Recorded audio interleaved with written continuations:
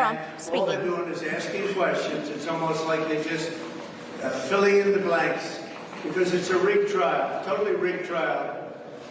You look at the record of the judge, you look at his attitude, you look at his statements. He convicted us before we had a day in court. We were convicted. He said, "You're guilty." Before we had a day in court, we didn't even get here yet. And now we're finding out that everything is perfect. It's actually perfect, except on their side. They value Mar-a-Lago at $18 million. And they say it's worth maybe 100 times more than that. But let's say 50 to 100 times more. But they value it at 18. And then the Attorney General backs it up. Because she convinced him that it was worth $18 million. And everybody throughout the world is laughing at it. It's so ridiculous. But this is what we go through because they want to keep me here instead of Iowa, New Hampshire, South Carolina, and lots of other great places. They want me to be here. It's a disgrace what's happening. It's a rigged trial. The whole thing is rigged. This should be in the commercial division where the judges understand it.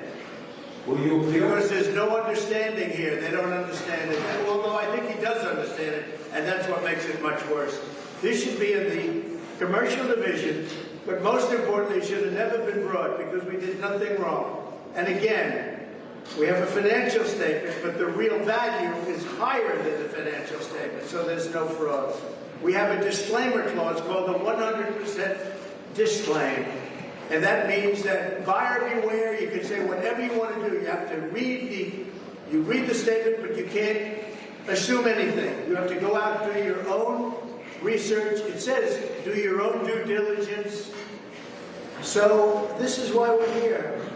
And also, we were brought into a statute, as I said before, that was never used before.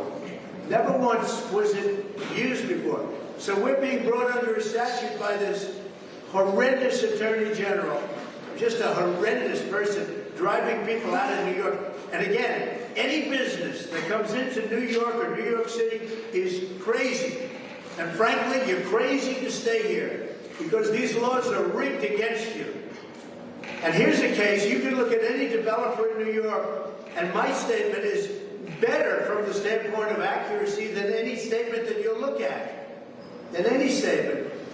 This is a rigged deal, and it's very bad, and they're doing it for election interference because I'm beating Biden by a lot, and I'm beating the Republicans. That one, I'd never say anything's over, but we're up by 60 points. 6-0. 60, think of that. So we're beating Biden and we're beating the Republicans, and I got to spend my time with these ridiculous things in court. Remember, the statement, financial statement, is lower than the number. I could have made it much higher. I could have had these financial statements if I wanted much higher. I didn't even include brand value. And brand value is tremendous. And when you look at companies like Coca-Cola and so many other companies, brand value is the biggest part of their net worth, bigger than anything else. I didn't even include it. This is a rigged deal. It's a rigged court. And I'll tell you, it's a disgrace for the state of New York. You want to maybe ask a question about Israel, I understand. Go ahead. Yes, Mr. President. Israel is top of mind. You said you were thinking of going. What are you going to do when you're there? Are you going to meet with Prime Minister Netanyahu? And what would you say to him regarding Gaza?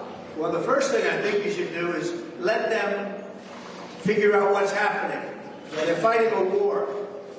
And I know if it was helpful, but I think if you take your eye off the ball, they can't be worrying about me and fighting a war. They have to fight, and even having Biden over there right now, I don't think it's a very constructive thing. Because they're in the middle of a war. They're fighting a war. That's a war. And it should have never happened. It would have never happened with me. Iran's leading it, and it wouldn't have happened with me. And it didn't, by the way. It never did it? I was there a long time, 4 years. It didn't, and it never came close. That this happened is shocking. That they allowed this to happen is shocking. Iran would have never done that to me. And they were all set. They would have had a deal. I would have said 2 weeks from the election, I would have had a deal with Iran not to have a nuclear weapon. They would not have had a nuclear weapon. And that would have happened quickly.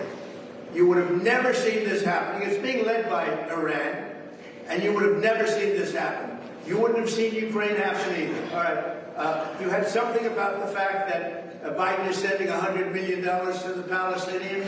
Yes, Mr. President. Nobody was asking that question. What? Go ahead. Well, what do you think about that monetary fund? I think right now it's totally inappropriate.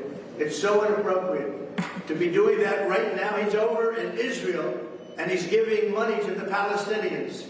I think it's very inappropriate. Thank you very much. Thank you, Mr. President. Will you be back tomorrow by any chance? Probably not.